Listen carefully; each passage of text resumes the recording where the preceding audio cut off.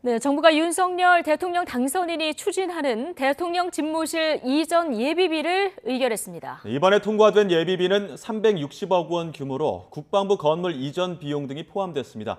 취재기자 연결합니다. 박사경 기자.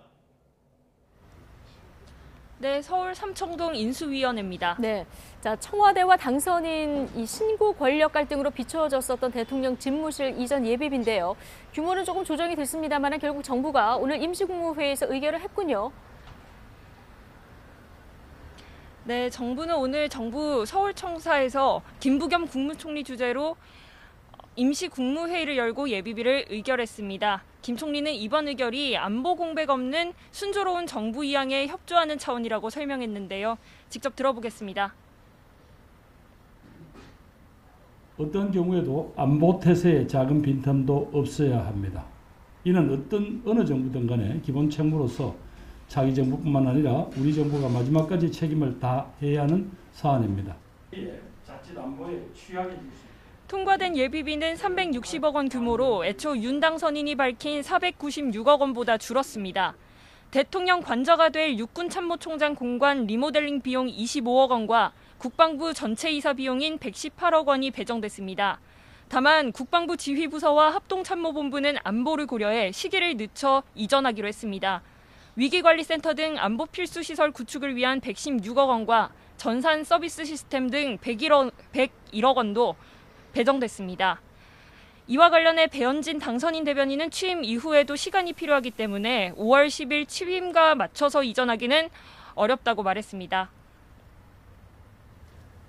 네, 지금 인선에 관심이 집중되면서 국회 인사청문회를 앞둔 한덕수 국무총리 후보자 고액 보수 논란도 커지고 있는데 한 후보자와 윤 당선인 측 어떤 입장입니까?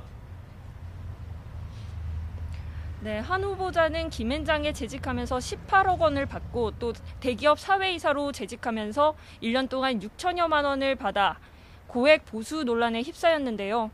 한 후보자는 오늘 출근길에 올라 이와 관련해서 별로 이야기할 것은 없다며 만약 청문회에서 질문이 있다면 답변드리겠다고 말했습니다. 배현진 신임 당선인 대변인은 오늘 아침 정례 브리핑에서 한 후보자에 대해 경륜을 갖춘 적임자라고 표현했습니다. 그러면서 민주당을 향해 민생이 어려운 시기에 청문회가 발목 잡기 양상으로 진행되지 않길 바란다고 요청했습니다. 아울러 직제 개편이나 정부 조직 개편의 경우 청와대를 축소하는 방향으로 논의하고 있지만 확정된 안은 없다고 오늘 오전 기자들과 만난 장제원 비서실장이 설명했습니다. 이번 주 안으로 발표하려 했던 경제부총리 인선에 대해서는 검증 보고서가 아직 오지 않아 낙점하지 못한 상태라고 부연했습니다.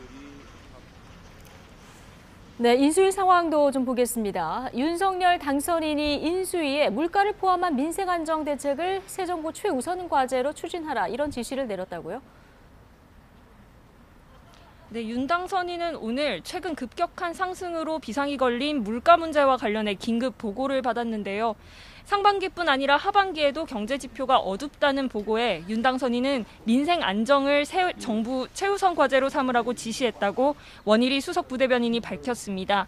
그러면서 유류세 30% 추가 인하 조치를 포함해 현 정부에 요청했던 특단의 물가 안정 대책을 마련해 줄 것을 촉구했다고 전했습니다. 윤 당선인은 또 오늘 오전 미하일 라이펜슈툴 주한 독일 대사와 접견하고 한국과 독일의 협력을 발전시키자는 뜻을 교환했습니다. 인수위는 오늘 새 정부 부동산 문제 해결을 위한 논의도 이어갑니다. 인수위 경제 2분과는 오늘 국토교통부와 서울시가 함께하는 도심 주택공급 실행 TF 회의를 했습니다. 도심 주택공급 실행 TF는 당선인 공약으로 발표된 250만 호 공급 목표 달성을 위해 구체적인 사업 계획을 준비하고 있습니다. 오후에는 인수위 부동산 TF 회의가 열리는데 임대차 3법 개정에 대한 선제 조치를 검토하고 도심 주택공급 실행 TF 운영을 점검하게 됩니다. 지금까지 삼청동 인수위 사무실 앞에서 YTN 박서경입니다.